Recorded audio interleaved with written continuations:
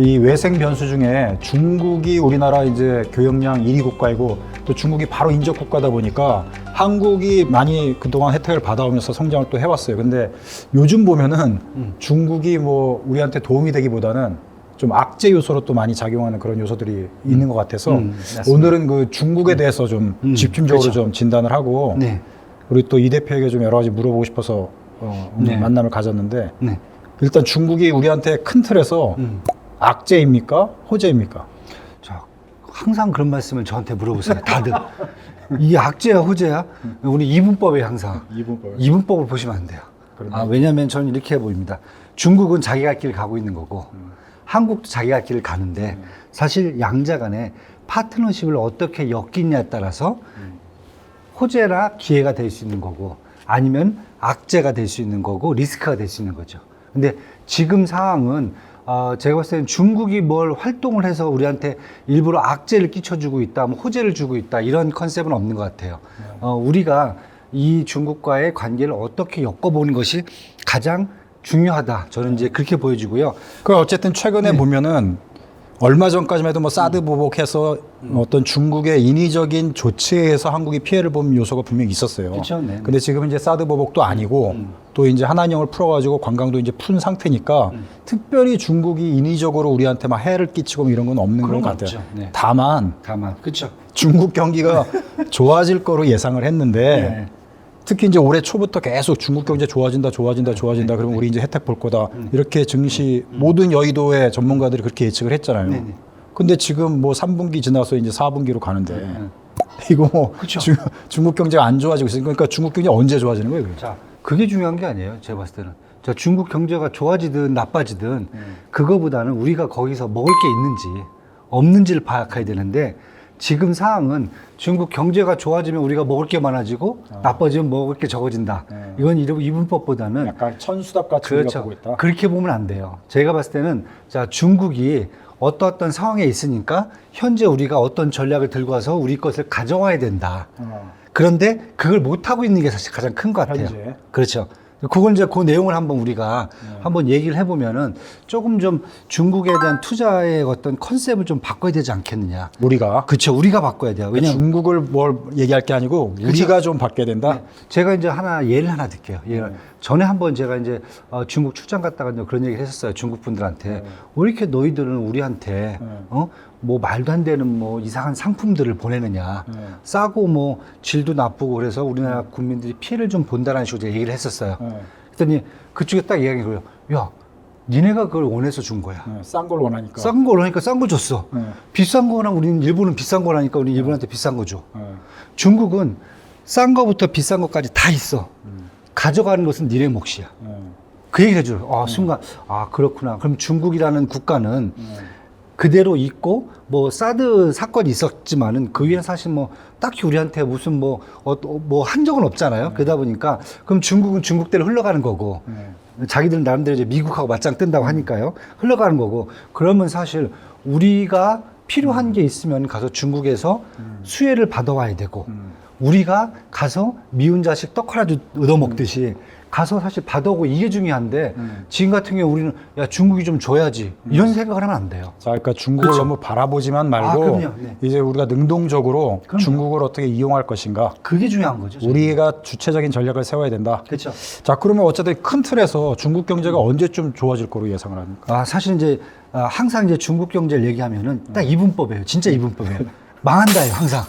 중국은 망한다. 망한다. 제가 20년 동안 중국 망한다는 얘기를 들었는데 그건 망하진 않겠지. 망하진 않아요. 그리고 경제를 항상 이래요. 시진핑 때문에 망한다.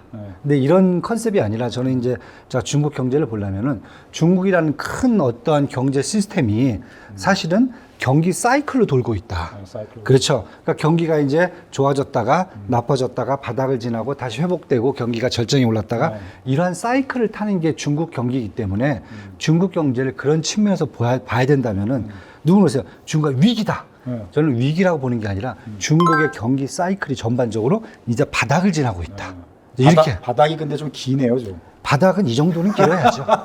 왜냐하면 이제 그걸 제가 하나 말씀드리면은 이제 어떤 것을 이제 많은 분들이 이제 오해를 하냐면은 중국은 완전한 자본주의 시장이 아니에요.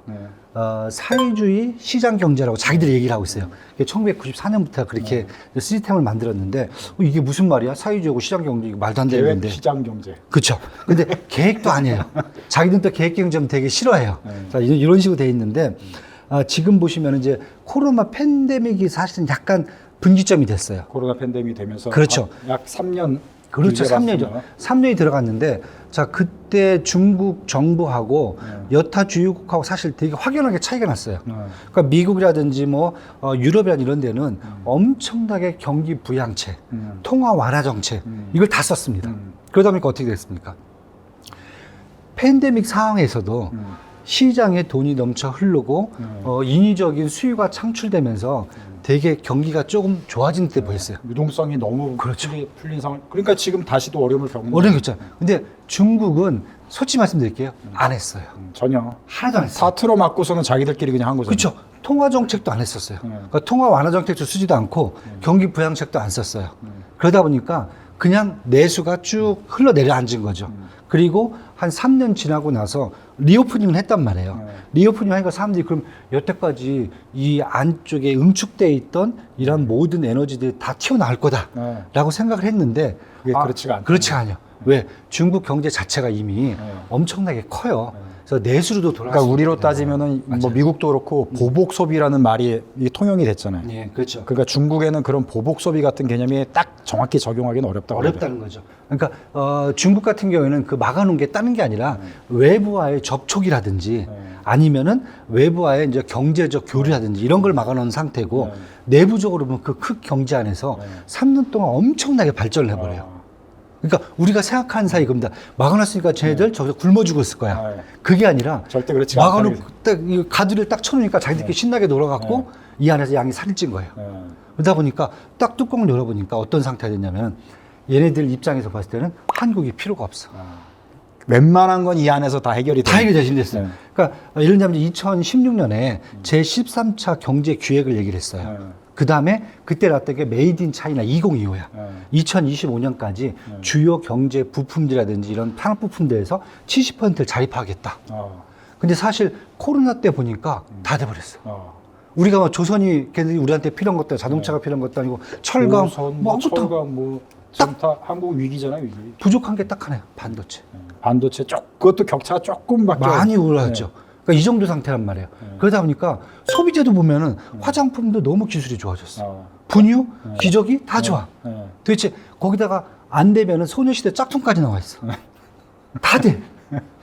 아쉬운 게 없는 거야 지금 한국에 대해서. 그러네요. 그러니까 문을 열었으니까 우리는 당연히 옛날 생각, 3년 전 생각하고 우리 거 쓰겠지 했는데 얘들은 딱 문을 열고 딱 보니까 한국에 필요가 없네? 똑같은데 왜? 이렇게 돼버린 거죠. 여기가 지금 힘들어지는 거죠.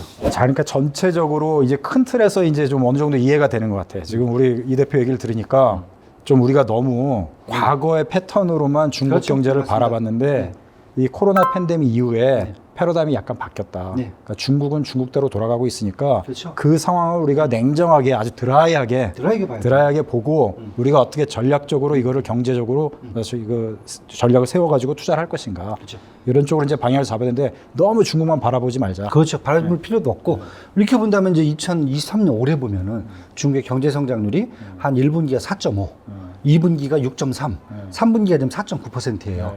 그러니까 정부는 이제 중국 정부 올해 5% 경제 성장률만 제시를 했는데 충분히 달성될 것 같아요. 충분히. 근데 어쨌든 옛날 기준으로 봐서는 좀 성장률 자체가 이제 낮아진 거잖아요. 그리고 이제 중국 그렇죠. 정부가 제시한 것보다도 조금 낮아진 경향이 있고. 그렇죠. 예, 왜냐면 전엔 6%를 얘기했는데 지금은 이제 7% 했다가 6 했다 지금 5까지 기준점이 하는 거예요. 계속 그렇죠. 낮아지죠. 근데 사실 어떻게 보면 중국 경제 자체가 이제 사이즈가 커졌단 말이에요. 커진 상태에서 분모가 커졌는데 5%를 끌어올리는 것은 어떻게 보면 명목상으로 본다면은 사실 엄청 더 클 수가 그것도 있어요. 엄청난 거죠. 예, 엄청난 거예요. 그러니까 이렇게 보여주는데 제가 이제 여기서 팬데믹 때 경기 부양책을 하나도 안 썼어요. 그러다 보니까 문을 딱 열고 나니까 사실은 얘네들 경제가 침체가 된 상황 그대로 문이 열린 거예요. 그리고 누가 봐도 이 상태에서 그럼 끌어올려야 돼요. 근데 바로 끌어올리진 않았단 말이에요.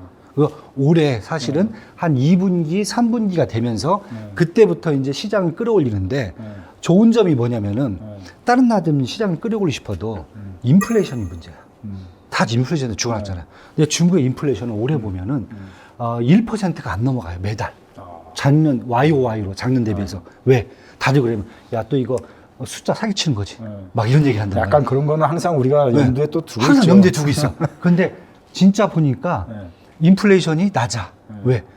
왜? 딴 나라들은 유가 때문에 인플레이션이 확 올랐단 말이야. 그런데 중국은 러시아가 그 싼 기름을 다 줬어. 완전 혜택을 받은 거야. 인도도 마찬가지고. 그러다 보니까 인플레이션도 낮아. 산업 생산도 낮아. 다 낮아, 지금이요. 그러니까 인플레이션이 확 떨어진 상황에서 정부가 통화정책인데 재정정책을 쓰기가 너무 좋은 거야, 지금. 자, 그럼 이제 좀 다른 각도로 봐서 전체적으로 그러니까 우리가 보는 것처럼 중국이 이렇게 뭐 경기가 완전히 침체돼 있고 망가져 가는 것도 아니고 그럼요. 네네. 자체적으로는 체력을 지금 강화를 하고 있고 그렇게 별 문제는 없는 거다. 그렇죠. 이렇게 전체적으로 이제 정리를 할 수 있을 것 같은데 근데 지금 부동산 경기를 보면 그렇죠. 네. 중국 부동산 기업들이 막 하나둘씩 막 망가져가고 맞습니다. 네. 뭐 우리가 저도 뭐 최근에는 중국을 안 가봐서 그러는데 보도되고 있는 걸로 봐서는 중국 공실과 뭐 상가 비어 있는 거 뭐 난리도 아닌 것 같아요. 그럼요. 네, 네, 네, 맞습니다. 이런 것들이 전체적으로 경제에 영향을 많이 줄 것 같은데 네. 어떻게 보십니까? 이미 주고 있죠. 그러니까 이렇게 보셔야 부동산 될것 같아요. 경기가 뭐 전체 경제에 영향을 미치잖아요. 제가 항상 말씀드린 이분법을 보면 안 된다. 사람들이 중국의 부동산 경기가 후퇴하면은 이건 나라가 망하는 경제가 망한다 이렇게 생각하는데 저는 솔직히 말씀드려갖고 중국 부동산 경기보다 한국 경기 부동산 경기가 더 나는 걱정이 돼요. 아, 중국보다 한국이 더 한국이 비싸? 걱정돼요. 왜냐하면 중국은 사이즈가 사실 커요. 크기 때문에 그래도 한국은 뭐 대형 건설사들이 지금은 넘어가고 뭐 이런 건 아니죠. 부도 나고 이런 건 아니잖아요. 제가 앞에서 말씀드린 게 이겁니다. 사회주의 시장 경제예요, 중국이. 그러다 보니까 우리가 생각하는 정부의 그러한 정책을 보면 안 돼요. 우리 같은 경우 만약에 GS건설이라든지 이런 애들이 지금 경고 먹었잖아요. 경고 먹었어요. 순살 아파트, 그렇죠? 철강도 좀 아끼잖아요. 우리가 되게 절약 정신이 좋으니까 많이 아껴서 이렇게 아파트를 만들었어요. 그런데도 불구하고 부도가 안 나는 게 정부가 사실은 예를 들어서 회사가 좀 힘들어진다고 공적 자금을 좀 넣는단 말이에요. 미국 같은 경우도 마찬가지예요. 뭐 현재 우리나라 뭐 공적자가 는다는 건설사는 현재는 없죠. 옛날에 그랬죠, 옛날에. 그러니까 대우조선 같은 경우 마찬가지고 미국도 옛날에 지형 같은 데 공적 자금을 넣는단 말이에요. 회사가 힘들어지면은. 그런데 중국은 공적 자금을 안 넣어요.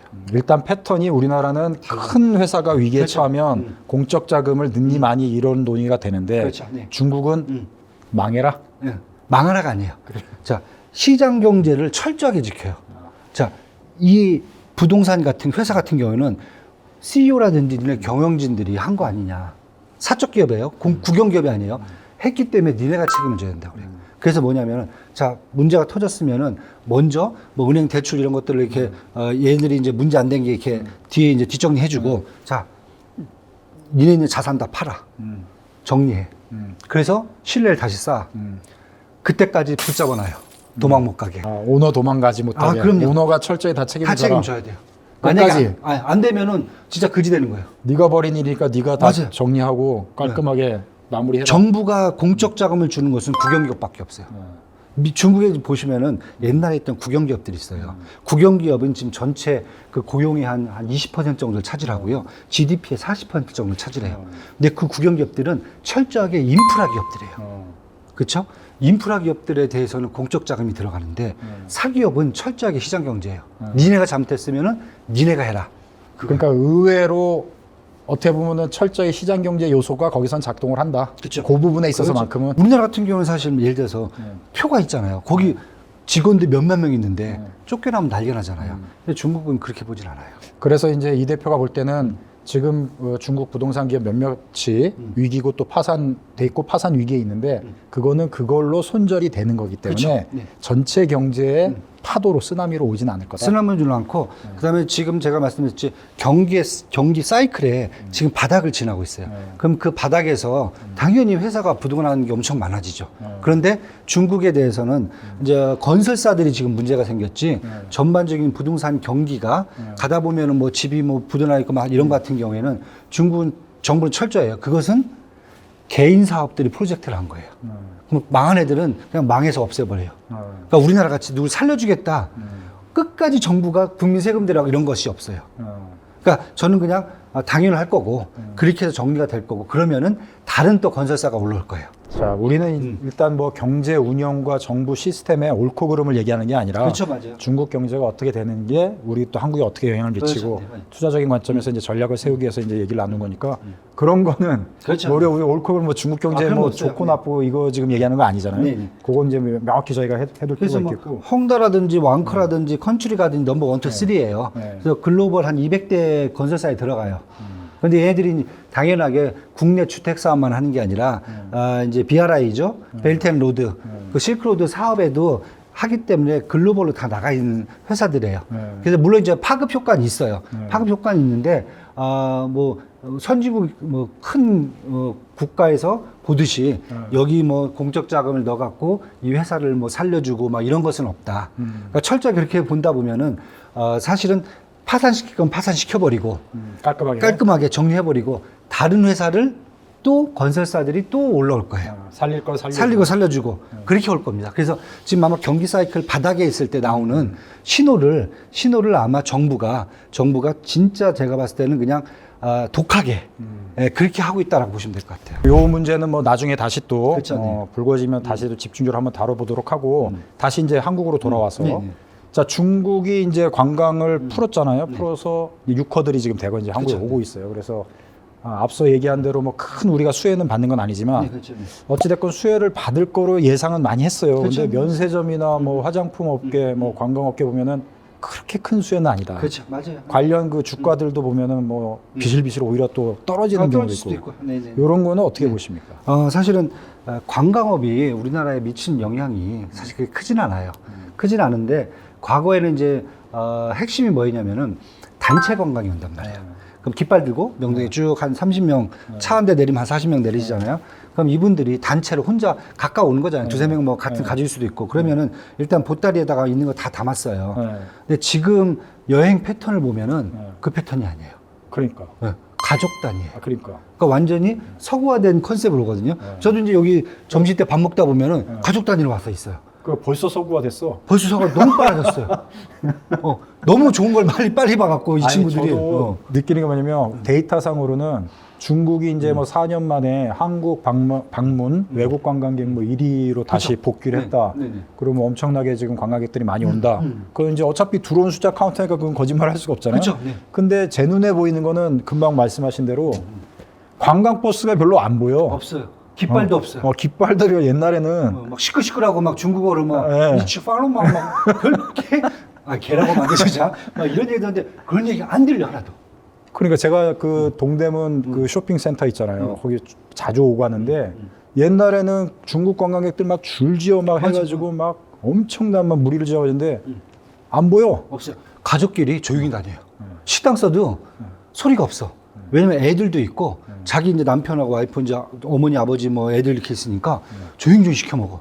그다음에 가서 이렇게 찍으면서 이거 두부 무침 달라 이런 식이야. 그래서 조용해졌구나. 그러니까 우리가 그렇죠. 말씀하신 대로 3년, 4년 이전 버전으로 중국 관광객이 와서 할 거로 생각을 하고 기대 수혜주까지 이렇게 전망을 했는데 지금 뚜껑을 까서 보니까 달라졌어요. 그렇게 이제 옛날 방식 이해하면 안 돼, 이제 중국은. 그래서 보면 요즘 보면 주로 많이 가는데 연예는 명동 갔잖아요. 그다음에 면세점. 지금 얘기 들으면 홍대, 연남동 이런 데 맛집 찾아다닌대. 그러니까.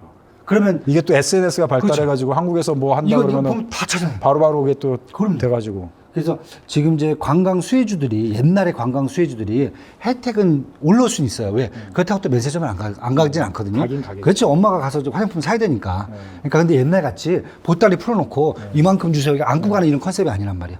두세 개 필요한 것들 사간다 이거죠. 그래서 수혜가 오긴 오는데 옛날과 같이 호텔업이라든지 화장품이라든지 이런 것들 이런 소비재들 쪽보다는 뭐 기저귀 들고 간다, 분유 들고 간다 이런 컨셉은 아니에요 이제. 이런 컨셉은 아니에요. 아니 그렇죠. 와서 이제 자기들끼리 한국을 좀 즐기고 그다음에 한국의 좋은 것을 좀 보고하려는 그런 컨셉이기 때문에 아마 산 것도 되게 다양화됐고 와서 뭐 별거 뭐 밥통도 사가고 별거 다 사간대요. 이제는 이게 틀리더라고 보니까. 그래서 이제 그런 쪽으로 봐야 된다고 저는 생각을 해갖고 옛날 방식의 중국 소비 수혜주에 들어가는 품목들이 기업들의 주식들이 바뀌어야 된다. 이제는 리스트가 바뀌어야 된다. 이렇게 보여집니다.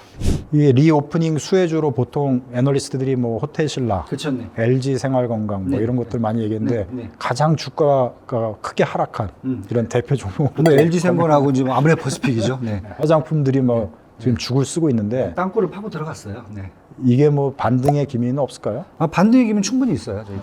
왜냐하면 제가 LG 생활건강이라든지 아무래도 퍼시픽이라든지 사실 과거에 화장품들이 이제 중국 수요를 감당 못할 정도로 막 매출을 일으켰던 것은 이미 2016년도에 피크를 찍었어요. 그 이후에 사드 이후에는 사실은 거의 없어요. 매출이 비중이 확 많이 줄어들었고 그런데 아직도 시장에서는 그 생각을 하시는 거예요. 근데 이 회사들을 보면은 반대로 지금 매출처를 많이 바꿔놨어요. 그러니까 예를 들면 이제 아무레퍼시픽 같은 경우는 뉴욕 쪽을 많이 진출했어요. 특히 이제 우리 블랙핑크 애들이 아니죠. 그 저기 K-팝 스타들을 데리고 거기서 오프닝도 하고 그다음에 이제 유럽 쪽도 진출을 하고 동남아 쪽이라든지 아랍 쪽에서 매출을 늘리려고 하고 이런 다각화 방문이 되게 커져요. 그다음에 LG 생활건강 같은 경우에는 옛날하고 틀리게 수출 쪽 있잖아요. 직접 와서 안 사가요. 인터넷 주문 다 돼요. 특히 이제 알리바바 같은 경우에는 사실 한국보다 LG 생활건강의 화장품을 더 싸게 중국에서 팔아요. 저희 와이프가 반대로 사요. 왜냐면은 잘 보세요. 한국에서는 만약에 온라인 쇼핑몰에서 너무 깨알 같은 딥한 정보 아닌가요? 이건 이미 다 알고 있어요. 다 알고 있어? 다 알고 있어요. 오히려 그걸 거꾸로 해서 이렇게 산다고? 네. 왜냐면은 국내에서는 한 번 주문을 하면은 100개 단위로 100개를 주문한다고 예를 쳐요. 그러면 중국에서는 한 번 주문하면은 10,000개, 1000만 개 단위로 단위가 틀려. 그럼 가격이 더 싸게 내고 가 그쪽에. 그러면 한국보다 제품이 더 싼 거예요. 그래서 반대로 한국에서 알리바바에 들어가서 직구를 해버리면은 해외에서 들어오잖아요. 다 합쳐도 한국보다 싸 물건. 원래 너무 싸게 갔기 때문에. 너무 싸게 갔기 때문에. 그 정도까지예요. 그러니까 요즘 이제 LG생활 같은 그런 쪽으로 매출을 높인단 말이에요. 그런데 이미 이제 중국들도 그 회사들도 많이 올라왔어요. 화장품 회사들이. 그러다 보니까 아까 제가 말씀드렸듯이 이미 몸집 키우고 애들이 벌써 살이 토실토실한 찐 양이 됐단 말이에요. 예? 삐짝 마른 뭐 강아지 된 게 아니라 그런 상태가 됐기 때문에 한국 상품에 대한 수요가 사실은 많이 좀 떨어지기 시작한 거예요. 그런 쪽에서 매출이 줄어드는 거고 그래서 이것을 이미 눈치챈 우리의 회사들은 이제 글로벌로 다각화를 지금 추진하고 있는데 옛날에 그 냈던 매출만큼은 아직까지 안 나온다. 근데 이제 지켜보시면 될 것 같아요. 이제 이게 글로벌화 회사로 될지 그건 이제 한번 지켜보셔야 될 것 같아요. 거의 바닥권이다. 그렇죠. 이 이상 제가 봤을 때 매출 더 떨어지기도 어렵다. 힘들어요. 아직 왜냐면은 더 떨어질래도 갈 곳이 없어요 이제는. 충분히 떨어질 만큼 떨어졌다. 예, 그렇게 보여지고 그다음에 그렇다고 막 올라갈 요소도 별로 없잖아요. 그건 이제 글로벌 이제 중국 말고요. 다른 쪽에서 매출이 어느 정도 올라오는지 한번 보면 될 것 같아요. 그러면 그때부터 이게 틀려지죠. 네. 기회의 나라인가? 아니면 악재, 리스크의 어떤 요소로 작용하는 나라인가? 맞아요. 어떻게 보는 거예요? 그 결론 제가 지금 말씀드린 겁니다. 일단은 국가를 중국은 그냥 드라이하게 말씀하신 대로 중립적으로 그냥 우리가 이해를 해야 그리고 거기에 맞춰 갖고 우리의 전략을 세워서 우리가 접근을 해야 우리한테 리스크가 아닌 수혜를 받을 수 있는 그러한 경제로 될 수 있다. 가장 좋은 것은 중국 경제 규모가 명목 GDP로는 전 세계 18%란 말이에요. 미국이 25%. 그것을 활용할 수 있는 기회는 충분해요. 그렇죠? 근데 반대로 우리가 막 기술적 문제, 무슨 뭐 정치적 문제 이걸로 막 싸운다. 우린 얘랑 경쟁자다. 얘를 막 짓밟고 가야 된다. 올라가서 두드려 패야 된다. 이렇게 막 생각하면은 할 게 아무것도 없는 거야. 컨셉이. 저는 이제 그 생각을 하는 거예요. 그러니까 우리가 잘 봐야 되는 게 얘들을 어떻게 활용할 것인지. 그렇게 보아야 된다고 그러면은 중국을 그냥 흑백으로 딱 놓고 보지 마시고 자 시진핑이 왜 저렇게 하고 있을까? 중국 정부가 왜 저러고 있을까? 알리바바 크는 거 마윈이 싫어서 그게 아니다. 얘들이 갖고 있는 메커니즘이 이렇게 가고 있기 때문에 그걸 갖고 어떤 기업이 우리가 수혜를 받을 수 있고 그렇죠? 어떻게 우리가 투자를 할 것인지 그런 전략을 갖고 하는 게 우리는 더 필요하지 않겠느냐. 그 이제 저는 이제 그렇게 봅니다. 네.